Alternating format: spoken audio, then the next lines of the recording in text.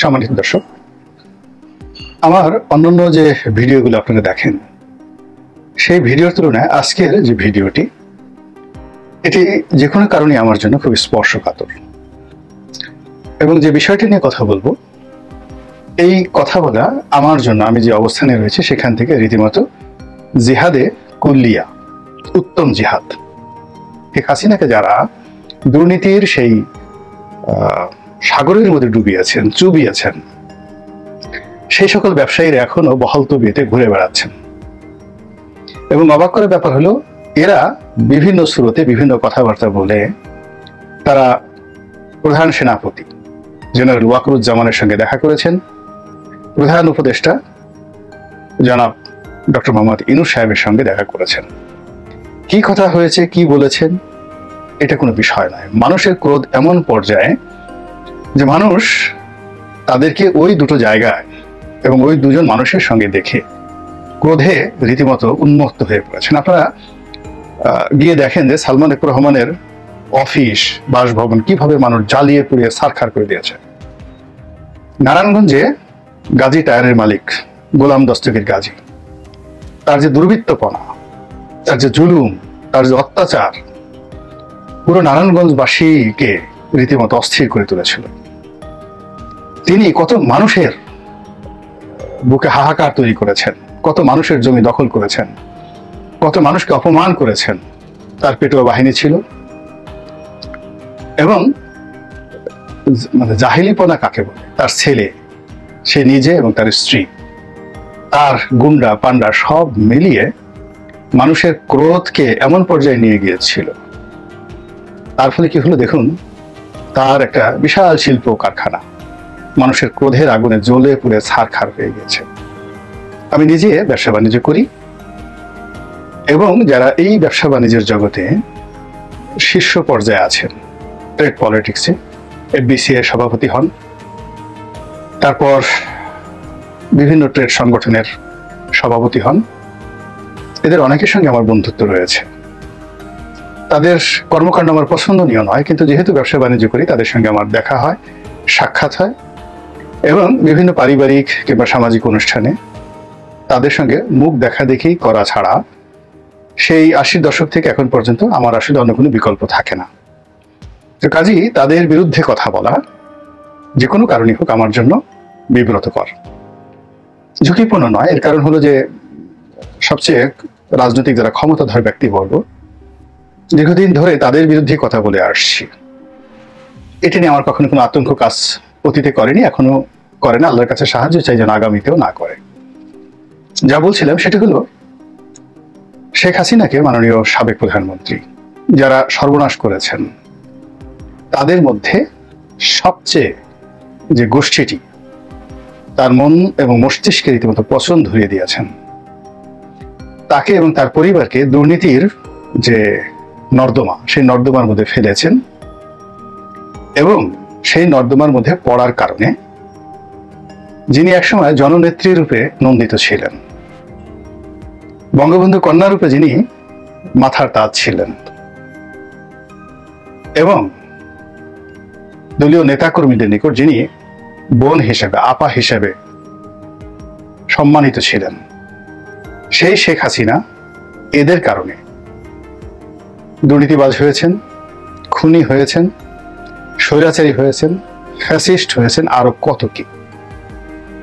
এবং সবার শেষে তিনি যেভাবে পালিয়ে গেছেন, এই পালানোর ফলে হাতে গোনা যে অলিগার শ্রেণী রয়েছে তাদের সংখ্যা কত হবে? বড় জোর 5 থেকে 600। আর এদের নেতা কত হবে? বড় জোর 40 থেকে 50। অর্থাৎ 50 জনের একটা টিম, দুর্নীতিবাজ ব্যবসায়ীদের একটা টিম, তাদের অধীন 500 জনের মতো একটা সিন্ডিকেট। এরপর আরো শহর, বন্দর, গ্রামে, ইউনিয়ন, ওয়ার্ড পর্যায়ে ব্যবসায়ী কাম দুর্নীতিবাজ, কন্ট্রাক্টর, সাদাবাজ, এদের সংখ্যা ধরেন আরো লাখখানেক হবে। তো বাংলাদেশে যদি 35% লোক আওয়ামী লীগ করেন, তাহলে কম করে হলে ধরুন 6 কোটি লোক আওয়ামী লীগ করেন। তো 6 কোটি লোকের মধ্যে এরকম দুর্নীতিবাজ, ব্যবসায়ী, চাঁদাবাজ, ধড়িবাজ লোকের সংখ্যা সাকল্যে 1 লাখ। এই 1 লাখ লোকের জন্য 6 কোটি লোক আজ জাহান্নামের আগুনের মধ্যে পড়েছে। এবং এই যে 6 কোটি মানুষের যে কান্না, সেই কান্না শেখ হাসিনা যতদিন জীবিত থাকবেন, শেখ রেহানা যতদিন জীবিত থাকবেন, জয় যতদিন জীবিত থাকবেন, তাদের চারিদিকে জাহান্নামের আগুন রূপে, জাহান্নামের বাতাস রূপে, লু হাওয়া রূপে তাদেরকে তছনছ করে ছেড়ে দেবে। তাদের জীবন, খাওয়া দাওয়া, ঘুম সবকিছু হারাম করে দেবে। তো শেখ হাসিনা পালিয়েছেন, শেখ রেহানা পালিয়েছেন, জয় আছেন দেশের বাইরে, আর তিনি যদি বাংলাদেশে থাকতেন তাকেও পালাতে হতো। এমনকি দলের মধ্যে যে সকল ভালো নেতা ছিলেন, যাদের বিরুদ্ধে দুর্নীতির অভিযোগ নাই, তারা দম্ভ করেছেন, অন্যায় করেছেন, আমি কারো নাম বলবো না, কিন্তু দুর্নীতির অভিযোগ নেই, তারাও এই সময় গা ঢাকা দিতে বাধ্য হয়েছেন। তো এই সকল কুকর্ম যাদের কারণে হয়েছে, তারা সবাই শীর্ষস্থানীয় তথাকথিত ব্যবসায়ী। এদের ব্যাংক আছে, এদের বীমা আছে, এদের গার্মেন্টস আছে, শিল্প আছে, কলকারখানা আছে। তারা প্রধানমন্ত্রীর সঙ্গে গত 15 বছর ধরে দেশের বাইরে গেছেন এবং রাষ্ট্রযন্ত্রকে চিপে যত জনগণের অর্থ জোকের মতো খাওয়া যায় তারা সেটা খেয়েছেন। এবং এই গত 15 বছরে প্রধানমন্ত্রীর কার্যালয়, অফিস, আদালতে এ সকল দুর্বৃত্ত শ্রেণীর যারা ব্যবসায়ী, তাদের আচরণ, চাল চলন, কথাবার্তা সারা দেশের মানুষের কাছে এতটা বিরক্তিকর, এতটা ঘৃণার এবং এতটা আপত্তিকর, লোকজন যদি এখন তাদেরকে সুবিধাজনক স্থানে পায় তাহলে কি পরিমাণ যে ট্রিটমেন্ট দেওয়া হবে তার কিছু নমুনা বিচারপতি মানিকের যে পতন, সেই পতনের মধ্যে দেখতে পেয়েছেন। মানিক আইন শৃঙ্খলা রক্ষাকারী বাহিনীর হাতে ধরা পড়ার কারণে প্রাণে বেঁচে গিয়েছেন, নচেত লোকজন থেকে পাড়িয়ে মেরে তার জিহ্বা টান দিয়ে ছেড়ে ফেলত। এইরকম ক্রোধ। তো মানিক এর প্রতি যদি এই রাগ হয়, তাহলে শেখ হাসিনাকে যারা দুর্নীতির সেই সাগরের মধ্যে ডুবিয়েছেন, চুবিয়েছেন, সেই সকল ব্যবসায়ীরা এখনো বহাল তবিয়তে ঘুরে বেড়াচ্ছেন। এবং অবাক করার ব্যাপার হলো, এরা বিভিন্ন স্রোতে বিভিন্ন কথাবার্তা বলে তারা প্রধান সেনাপতি জেনারেল ওয়াকরুজ্জামানের সঙ্গে দেখা করেছেন, প্রধান উপদেষ্টা জনাব ডক্টর মোহাম্মদ ইউনূস সাহেবের সঙ্গে দেখা করেছেন। কি কথা হয়েছে, কি বলেছেন, এটা কোনো বিষয় নয়। মানুষের ক্রোধ এমন পর্যায়ে যে মানুষ তাদেরকে ওই দুটো জায়গায় এবং ওই দুজন মানুষের সঙ্গে দেখে ক্রোধে রীতিমতো উন্মত্ত হয়ে পড়েছেন। আপনারা গিয়ে দেখেন যে সালমান এফ রহমানের অফিস, বাসভবন কিভাবে মানুষ জ্বালিয়ে পুড়িয়ে ছারখার করে দিয়েছে। নারায়ণগঞ্জে গাজী টায়ারের মালিক গোলাম দস্তগীর গাজী, তার যে দুর্বৃত্তপনা, তার যে জুলুম, তার যে অত্যাচার পুরো নারায়ণগঞ্জবাসীকে রীতিমতো অস্থির করে তুলেছিল। তিনি কত মানুষের বুকে হাহাকার তৈরি করেছেন, কত মানুষের জমি দখল করেছেন, কত মানুষকে অপমান করেছেন। তার পেটোয়া বাহিনী ছিল। এবং মানে জাহিলিপনা কাকে বলে, তার ছেলে, সে নিজে এবং তার স্ত্রী, তার গুন্ডা পান্ডা সব মিলিয়ে মানুষের ক্রোধকে এমন পর্যায়ে নিয়ে গিয়েছিল। তার ফলে কি হলো দেখুন, তার একটা বিশাল শিল্প কারখানা মানুষের ক্রোধের আগুনে জ্বলে পুড়ে ছারখার হয়ে গেছে। সেখানে নির্মমভাবে প্রায় 178 জন মানুষ নিখোঁজ হয়েছে বা পুড়ে গেছে। কিন্তু তারপরেও সাধারণ মানুষের কোনো রকম সহানুভূতি নেই। পত্র পত্রিকাগুলোর এটা ছাপায় নেই এই কারণে যে এই লোকটি মানুষের জীবনকে যেভাবে তছনছ করে দিয়েছে, এ কোনো অবস্থাতেই কারো সহানুভূতি পেতে পারে না। তো গোলাম দস্তগীর গাজীর দ্বারা শেখ হাসিনার যত ক্ষতি হয়েছে, দেশবাসীর যত ক্ষতি হয়েছে, তার চেয়েতে 1000 গুণ ক্ষতি হয়েছে যে লোকগুলোর দ্বারা। সেই লোকগুলো এখন প্রধান উপদেষ্টার কার্যালয়ে ভোট পাল্টিয়ে যাচ্ছেন।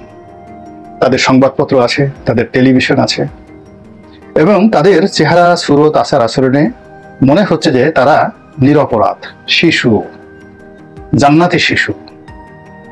শেখ হাসিনা যত দোষ শেখ হাসিনা, তারা কিছুই না। তারা হালাল ব্যবসা বাণিজ্য করেছেন এবং হালাল ব্যবসায়ীদের জন্য যে সকল পুরস্কার আল্লাহ রাব্বুল আলামিন দুনিয়া এবং আখিরাতে রেখেছেন, এগুলো তাদের প্রাপ্য। কাজেই তারা নির্ভয়ে নিশ্চিন্তে সেই প্রধান উপদেষ্টার কার্যালয়ে চলে গেছেন। নির্ভয়ে নিশ্চিন্তে তারা ক্যান্টনমেন্টের ভিতরে ঢুকে পড়েছেন। আমরা তো এখনো ক্যান্টনমেন্টে ঢোকার কথা কল্পনাও করতে পারি না, প্রধান উপদেষ্টার সঙ্গে দেখা করার কথা কল্পনাও করতে পারি না, কিন্তু এই দুর্বৃত্তগুলো ঢুকে গেছে। এবং এরা এত খারাপ, এত জঘন্য, এদের যে মানে ভিতরে ধ্বংসাত্মক যে মেশিনারিজ গুলো রয়েছে, এটা যে কোনো মানুষকে, শেখ হাসিনার মতো মানুষকে যেখানে তারা কলুষিত করে ফেলেছে, শেখ হাসিনার মতো লোককে যে কখনো টাকার দিকে তাকাতেন না, 2012 সন পর্যন্ত আমি সাক্ষ্য দিচ্ছি, টাকার দিকে তাকাতেন না, এবং দুর্নীতি কাকে বলে এই জিনিসগুলো তিনি শুনতেও পারতেন না 2012 সন পর্যন্ত। একটা ছোট উদাহরণ দেই।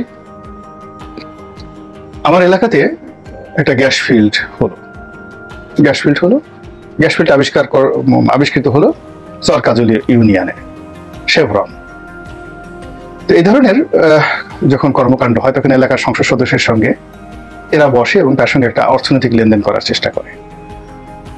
তারপরে সেই এলাকার রাজনৈতিক ক্ষমতাধরদেরকে ব্যবহার করে ওই এলাকার লোকজনের উপর তারা নিষ্পেষণ চালায়, এবং এখনো অপকর্ম নাই, কুকর্ম নাই যে এই সকল আন্তর্জাতিক কোম্পানিগুলো না করে। তো তারা প্রথমে আমার সঙ্গে বসার চেষ্টা করলো, আমি তাদের সঙ্গে বসলাম না। এরপর যখন মন্ত্রণালয় থেকে বলা হলো, আমি তাদের সঙ্গে বসলাম, কিন্তু সোনারগাঁ হোটেলের বিলটা আমি দিয়ে দিলাম, তাদেরকে দিলাম না, এবং আমি স্পষ্ট ভাষায় বলে দিলাম যে এইভাবে কাজ করতে হবে। তো তারা তাদের মতো করে এলাকাতে কাজ করা শুরু করলো, এবং গলা চিপাতে রীতিমতো তাণ্ডব, শেভরনের তাণ্ডবে সাধারণ মানুষ তছনছ হয়ে গেল। এটা 2010 সনের ঘটনা, সবে মাত্র এমপি হয়েছি। তা আমি সেই শেভরনের সেই কর্মকাণ্ড পুরো অপারেশন বন্ধ করে দিলাম। মন্ত্রণালয়, ডিসি অফিসে আগুন ধরে গেল বলতে গেলে। এর কারণ হলো শেভরন এত পাওয়ারফুল, শেভরনের যিনি বাংলাদেশের ম্যানেজিং ডিরেক্টর, তার সঙ্গে জ্বালানি এবং খনিজ সম্পদ মন্ত্রী যিনি ছিলেন ব্রিগেডিয়ার এনামুল, তিনিও কথা বলতে সাহস পেতেন না। যাই হোক, তো তারা এসে সরাসরি প্রধানমন্ত্রীর কাছে অভিযোগ করলেন যে আপনার এমপি আমাদের কাছে 2 কোটি টাকা ঘুষ চেয়েছে। তো আমরা সেই ঘুষ না দেওয়ার কারণে সে এই আমাদের কাজ বন্ধ করে দিয়েছে। এই কাজ বন্ধ করার ফলে প্রতিদিন আমাদের 10 কোটি টাকা করে লোকসান হচ্ছে। আপনার সঙ্গে আমার যে চুক্তি, সেই চুক্তি অনুযায়ী এই 10 কোটি টাকা করে প্রতিদিন আমাকে ক্ষতিপূরণ দিতে হবে, এইরকম কথা। তো প্রধানমন্ত্রী বললেন যে রনি ঘুষ চাওয়ার মতো মানুষ নয়, আমি এটা কমিটি করে দিচ্ছি, তার সঙ্গে কথা বলেন। এরপর সংসদের চিফ হুইপ ছিলেন তখন উপাধ্যক্ষ আব্দুল শহীদ, তিনি এবং জ্বালানি মন্ত্রী যিনি ছিলেন ব্রিগেডিয়ার এনামুল হক, তিনি আমার সঙ্গে বসলেন সংসদে বসে। তো বললেন যে কি ব্যাপার, প্রধানমন্ত্রীর কাছে আসছিলেন ওরা, তো এই কথা হয়েছে, তো তুমি একটু কাজটা শুরু করে দাও। আমি বললাম যে না, এটা হবে না, দরকার হলে আমি এমপিগিরি থেকে রিজাইন করব। শেভরনের এমডিকে ডাকেন, তার সঙ্গে আমার কথা আছে, তারপরে আমি সিদ্ধান্ত দেব।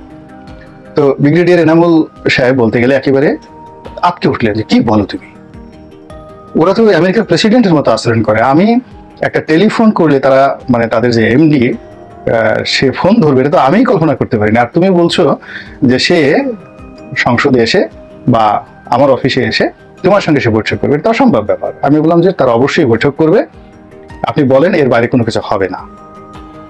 এবং দেখা গেল সঙ্গে সঙ্গে রাজি হয়ে গেল এবং তারা আসলো, এবং আমি আমার কথাগুলো বললাম যে আপনারা এই অপকর্ম করছেন, এই সকল অন্যায় জুলুম করছেন, রাস্তাঘাট নষ্ট করছেন, এলাকার লোকজনের সঙ্গে দুর্ব্যবহার করছেন, এবং এই কাজগুলো যদি আপনারা বন্ধ না করেন এখানে লিখিতভাবে, তাহলে আমি আপনাদেরকে কাজ করতে দেব না। 2 নম্বর হলো যে আপনাদের এই কর্মকাণ্ডের ফলে আমার সমস্ত রাস্তাঘাটগুলো নষ্ট হয়ে যাচ্ছে। গ্রাম্য যে রাস্তাগুলো সাধারণত 2 টন 2.5 টনের যে ট্রাক এগুলো চলার উপযুক্ত, সেখানে আপনারা 8 টন 10 টনের ট্রাক চালিয়ে পুরো রাস্তাঘাট নষ্ট করে ফেলছেন, এ সকল রাস্তাঘাট ঠিক করে দিতে হবে। এইভাবে MOU স্বাক্ষর করে তারপর আমি শেভরনকে কাজ করতে অনুমতি দিয়েছিলাম, এবং এটা তৎকালীন প্রধানমন্ত্রী শেখ হাসিনার এতটা দৃঢ়তা ছিল। সেই শেখ হাসিনার বিরুদ্ধে অভিযোগ, এখন তিনি রূপপুর পারমাণবিক কেন্দ্র থেকে ঘুষ খেয়েছেন, তারপর তার ছেলে টাকা পাচার করেছে, তার বোন টাকা পাচার করেছে। এই যে শেখ হাসিনার যে ডেভিয়েশন, এই ডেভিয়েশন করেছে হারামজাদা প্রকৃতির এ সকল অসভ্য ব্যবসায়ীরা।